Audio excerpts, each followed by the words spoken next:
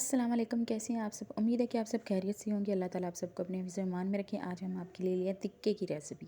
बिल्कुल कम मसालों में घर में जो मसाले हैं उसी से आप इसे तैयार कर सकते हैं। ये देखिए माशाल्लाह से बहुत ही अच्छी रेसिपी बनी है।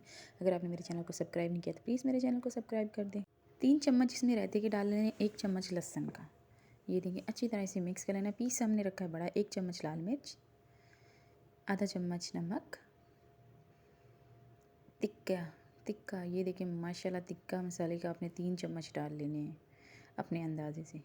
2 चम्मच ऑयल के। ये देखिए इसमें ही आपका ये टिक्का फ्राई हो जाएगा, लेकिन आँच रखनी है आपने बिल्कुल हल्की। ये देखिए माशाल्लाह से हमारी रेसिपी ये आपको बहुत पसंद आएगी। आपको इसे पहले मसाला लगा के भी नहीं रखना पड़ेगा। फिर इसमें डाल देंगे आप दही के 3 चम्मच।